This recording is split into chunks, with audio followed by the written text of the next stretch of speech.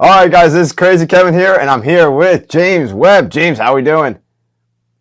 Very well, thank you, Kevin. How are yourself? Doing good, doing good. Thank you for asking. So, James, you just had a fight and it was canceled not too long ago. Talk to us a little bit about that. Um, that was my fault. It's the first fight I've ever had to pull out of. I broke my nose about 6 weeks before the fight, and I just couldn't get the training. Like I sort of tried to leave it a week and think, I actually trained for a few weeks with it, and it was just too much. I couldn't breathe. I was then starting to suffer with mad headaches. I can struggling to breathe out of one of the nostrils at the moment. So it was a bit of a pain in the ass, but we've rescheduled it. So we're in for July, which is good news, you know. So Yeah. we're rematched again. Contracts were signed last week. Back in July 20th, back in London. That'll be awesome. Yeah, July will definitely be a lot of fun then. I'm definitely glad you got that fight rebooked. Talking about that, when you said your nose was broken, how was training with a broken nose, and like how were you able to withstand that for a couple weeks? I think of what I've come to realise over the last sort of 6 weeks, like after like sort of taking some time off, I've literally taken like sort of last 6-7 weeks off. I've realised I'm a bit of an idiot. I was just trying to pursue. I was, you know, like it didn't seem a big enough injury at the time, so I was trying to train. I've been training with a Modestus guy in the UFC. Me and him were training. I was going down and training with him, and literally he was like, "Mate," and him and his dad, they were like, "I don't think you should be training. Let's give it a break." So I just sort of had a little sulk, had to pull the fight, and just sort of recovered a little bit. And like I met up with him last week, and we got back into some training again. So it's all good. But yeah, like how did it feel? It wasn't nice. Like I took an elbow in it while we were training together. We weren't striking anymore. We were just doing grappling rounds. We were doing like really good like positional grappling rounds and wrestling rounds, and you just can't help but still take knocks. And I took like an elbow in the face, and we actually think after it made it straighter again, which was quite funny. But that was sort of like, we're not doing this anymore. We're done, you know. So it wasn't me trying to be a hero. Actually, more than anything, I was a little bit of an idiot. So lesson learned. Yeah, gotcha. Fair enough. Wow. So, with that being said, too, what with your fight that you had booked, what were you doing in training camp to get prepared for that matchup? I was back and forth. I normally spend my time in Ireland training. That's where my team's based. So I was back and forth with Ireland. I was training with Modestus weekly, so we were setting up our own sparring. We were training like once a week together. Then back home, I've got like a really good jiu-jitsu club here where I am now. I've got a very good jiu-jitsu team. I've got a very good amateur MMA team as well. So I've got enough guys here to get good solid grappling rounds in. With them Modestus, I get really good high level MMA rounds in. And then with my team back in Ireland, there are a lot of high level pros there. You know, like the coaching team over there with like Chris Fields, Tom King. I know Carl Pendred helps do a bit of coaching there as well. Like it's some of the best out there. I really believe it's some of the best coaching in the world. You know, and I'm lucky in a sense that I get to like dip in and learn still from these guys, and I've still got the likes of Modestus on my doorstep as training with me. I've also got a really good Greco-Roman wrestling coach here in Colchester. So like I've been training with him a lot, and that's brought on my wrestling. Like it's brought my wrestling up a lot, you know. So it's hard trying to juggle everything. There's a lot of travelling, and it's a bit of a pain in the ass, but it works. And I've got a pretty solid team around me right now, so I'm very happy, you know. Yeah, and a solid team is definitely very important. Now, on top of that, do you think Cage Warriors is like one of the best promotions out there to get ready for the bright lights of maybe a bigger promotion in the future? I think, yeah, I do honestly believe that. That's not, you know, I've been signed to Cage Warriors pretty much my whole pro career, you know. And for me, it was always looking for the UFC. I do believe that you do sort of get the better guys from the European scene want to go that route. Now, none of them are doing it for the money; they're doing it for the UFC. You know, so you know you're getting really tough fights. You're getting some of the toughest fights. Do you know what I mean? That's what I do believe. You know, and there are some very big shows in Europe as well. There's some other big shows, but I just think the depth that Cage Warriors has think it speaks for itself with the amount of guys I've sent to the UFC, you know. And, yeah, like pretty much, like, you know, I know I'm signed to cage where I was getting a match to fight in July. I'm fighting another very high level guy, you know, another former world champion. It's a tough fight, do you know what I mean? You're not getting an easy looking, do you know what I mean? You're not going to get a guy that's looking to just have a few scraps. You're looking at guys that are trying to become the best guys in the world and trying to get to the best promotions in the world. So, yeah, I do think it's one of the best shows out there. Do you know what I mean? I think just for the standard, but everyone says what they want to say about being paid, and obviously there's shows out there that pay a lot more money. For me, fighting wasn't about money; it was about the love of it and trying to do something different in my life. And obviously, I've achieved that. I've got a gym and I've got a successful gym. You know, I've got something out of the sport. It wasn't about the money; it was about the love of fighting. And I'm blessed that the love of fighting has brought me a life that I can live now. You know. Yeah, yeah, absolutely. Now, with you winning your title, you were the main event, and you with you being on the main event, there was 5 fighters on that card that are actually in the UFC right now. With that being said, what do you think your goals are in MMA at the moment? Yeah, Kevin, that's I'll let you into a little bit of an insight here, man. I stopped watching MMA because of that, because of what you said. Like, my life got flipped on its head a little bit with COVID. And 2020 sort of put me in a position back home where I couldn't get any training, couldn't fly out, couldn't do anything. And, you know, what come out of it was like I set a business up with my partner. But it sort of held back my career. And over like the sort of last 4 years, not that my record's gone to shit. I've lost a good guy. I've lost the world champions, you know. But it's been a lot harder because I haven't been able to focus on what I've needed to focus on. And since sort of, I'll be honest, the fight I lost last year with Mick, that was probably then some of the best I was going into it. I've sort of over the last year, I've got a routine and I've got a really good sort of like structure to what I'm doing. So like, there's no more worry about business. And I haven't got to focus too much on other things. I can purely focus on fighting again, which has been superb. The last year has allowed me to do that. I've got 2 fights on my contract, and I'm actually going up a weight now. Like I've been a middleweight now for 10 years, over 10 years, and I'm looking to now go up a weight. You know, the weight cuts are getting too hard. I spend most of the camp in a weight cut. It's not pleasant. You're not eating. Turns you into a bit of a shitty person. And this fight's going to be one of the fights where I actually can like keep up my weight for a fair while and drop quite late, you know. And I think what we'll get there is I normally train around this sort of weight a lot. And I think what you're going to get then is a much better, not necessarily a better performance, but you're going to get probably the best of me because this is where I walk around, you know, like even though when I'm bigger going back into the fights, I'm walking in the cage like 97, 98, 99 kilos. I don't train at that weight ever. Do you know what I mean? I've been too much, I'm in 104, 5 kilos. You know what I mean? Like I'm not training at that weight ever. And so like, it's just a bit too much for me to do, you know? And, I've just got a knock down the head now, and now I've moved up a weight, and I've got 2 fights left on my contract with Cage Warriors, and pretty much seeing what those results, whatever them results reflect, is what I'll dictate really. Because for me, like I've enjoyed fighting in some of the best leagues in the world over the last sort of 7 years as a pro. Is that right? Yeah. And I think for me, like because I've got other things going on now, like I have a business, I have another child on the way, I have a son already. It's hard, do you know what I mean? So you're juggling a lot of things, and if I can't cut it at the top level in Europe, I feel like I'm going to then bounce. So I've got 2 fights pretty much, and I think with 2 fights, 2 wins, either puts me in line for the title fight at light heavy, or it could see me get sent to the UFC. My record then would be 11-5, 2 wins, 11-5. Like this guys, that is a UFC sort of record.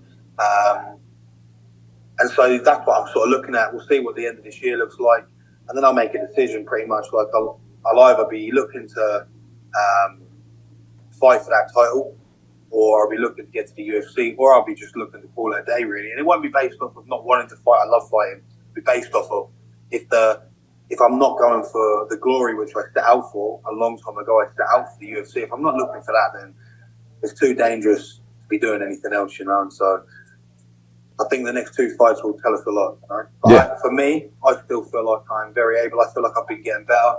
It's only like, it's only until like I realised like winning that title, when I won that title, I would fucking batter that guy. Do you know what I mean? I would batter him.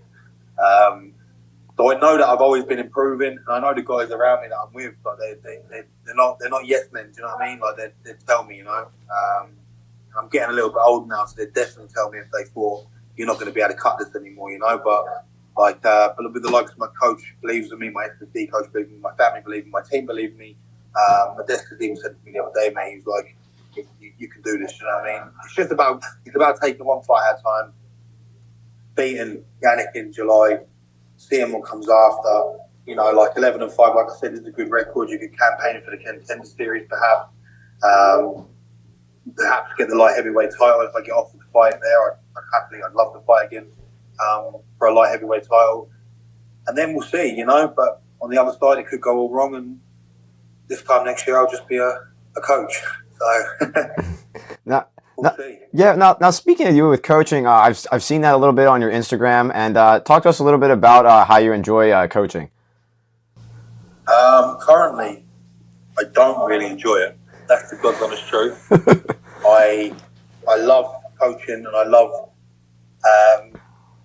giving like my knowledge to people and sharing that and my energy. I enjoy that, but I don't want to put that hat on as a coach because I want to be a fighter still. I don't want to be a coach. I want to be a fighter. So, like I said, I'm still trying to keep that fighting hat on. So when someone's like, "How do you feel about coach?" I'm like, "Don't call me a coach. I'm not a fucking coach." I can appreciate I am. I'm looking after a lot of young men and women who want to compete in either jiu-jitsu, kickboxing, MMA. So I am their coach, but I don't see myself as that coach just yet. Like when you go into a gym or a big gym, say you know who the coach is. You know what I mean? Like I still want to be that's the fighter, not the coach. Yes. I do enjoy it. I've got a good team. Like I said, we had a few lads out last weekend who done phenomenal.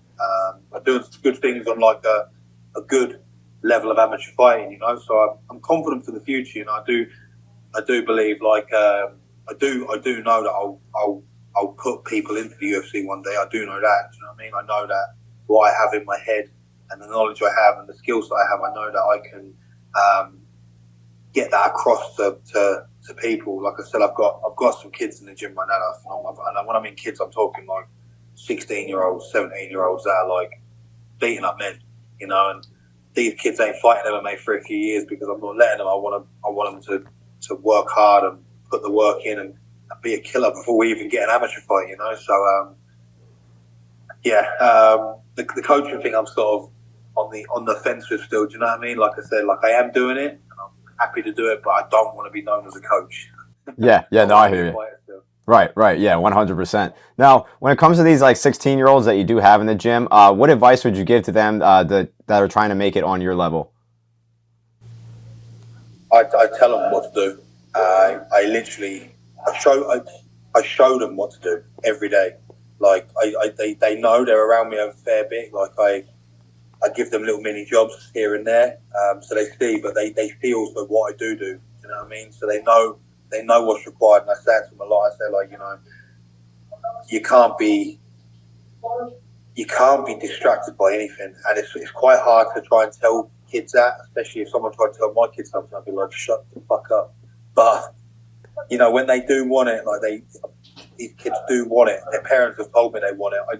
I do sort of say some things like, birthdays don't matter. Certain holidays don't matter. One of the kids in the gym, he's 16. He did Valentine's Day a few weeks before on a day off because he couldn't do it on the Valentine's Day because he had to train because training's his job. And so they sort of get this understanding that you have to really throw everything at this, everything, and I sort of show them the way as well. I'm always in here training, and when I was in camp here, I'd be coming in at 6 a.m. and dragging people in at 6 a.m. to train with me, and then I'd be dragging them back in at 11 to train with me, and we've got a little WhatsApp group team, and people would be seeing that, and the youngsters would be seeing that, and they'd be almost inspired. You know what I mean? Like they'd want to try and get in early. Can I come in and train at 6 for you and all this? You know, so they sort of understand what's going to happen. They're not, a lot of them. You know, especially their parents, they probably think doing this is almost like because you don't want to go to college and learn. What we're doing here is far harder. Do you know what I mean? Far harder. Like, you know, I'm talking about a job that doesn't pay. That's what this is. It's the job. It's a job title you give to yourself that doesn't pay you. You know, it doesn't pay you a lot, especially when you're 16, 17. No one's paying you anything. You know, you're not even known yet. You haven't even had a fight.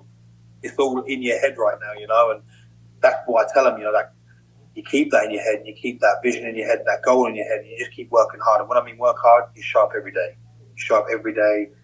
Even if you're sick, you show up. I'll tell you to go home if you're too sick, but you just show up. You commit, and you will get what you want.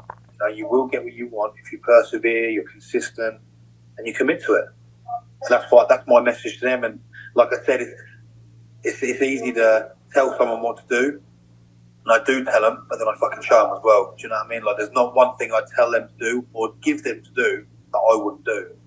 Even when it comes down to what they've got to eat, when it comes down to the workouts in the gym, the S&C stuff, I will never tell any of them to do something that I wouldn't do.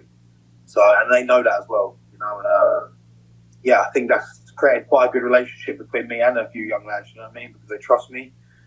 They know I'm still a bit of a laugh, but they trust what I say, and their parents trust me as well, which is lovely. Do you know what I mean? To get their parents' blessing, I think they know the work as well. So yeah, it's all good. 100%. Now, when it comes to coaching your coaches, how does it come to finding a good coach that you can trust? For the coaches that I've got around me, Yes. I think that's just built up off of it's built off of your relationship, really. Like for me, like with Chris, actually all my coaches are not like I've got Chris and Tom, my S&D coach Adam. Like I've pretty much lived with them. You know? They've taken me in like part of the family, and like, that's why like I've got like this loyalty to them. Do you know what I mean? Like I'm with them, and to me they're the best guys in the world. You know, to everybody else, they're the best guys in the world, but these guys are the best guys in the world. These guys have looked after me. They've homed me, given me money. You know, they've done stuff for me, and you know that's not easy to say as a man. You know, as a man that was like 25, 26, up till about 29 years old, I didn't have a fucking thing because everything I did was put into this. You know what I mean? Like sitting, like literally living in the gym, freezing cold, and not a lot of money to like feed myself. But like the guys that were there, the coaches that were there at the time, had no right to do that. They didn't owe me anything, but they helped me. Do you know what I mean? They fed me, clothed, literally fed me, clothed me, did a lot. You know, so. I don't know if I lost where I was going with that, but like that to me was like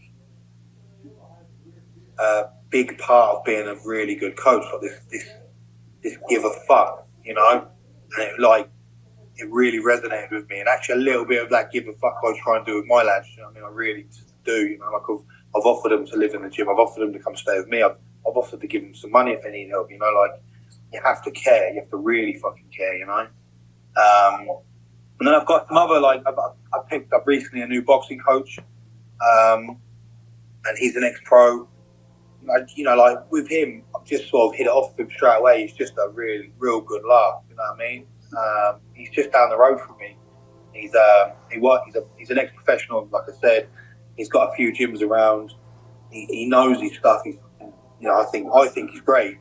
But I just have a really good relationship with him. You know, it's like I've known him for a long time. We just buzz off each other, and yeah, I think that's what I'm looking for. It like, you know, I need that. I need to feel like I can be myself and be around these people. You know, and I think that's what everyone should be looking for when they're looking for a coach. They shouldn't feel like they've got to step on eggshells. They should be comfortable and confident to talk to you. You know, and yeah, sorry, Kev. I don't know if I've sort of come off the boat there with that a little bit, but.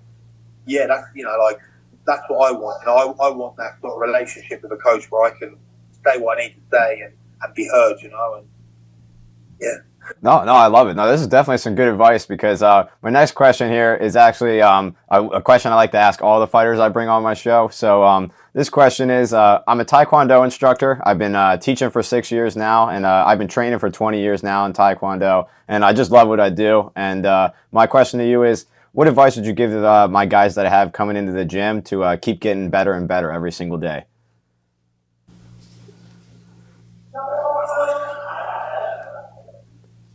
I mean, the fact that you've trained for 20 years speaks volumes. Speaks volumes, you know. So straight away, they should be training with you because you're a guy that has practiced what he's preached. You're living it, clearly. You're still living it and you're loving it. Because like I said straight away, I think when it comes to coaching, find a coach that gives a fuck.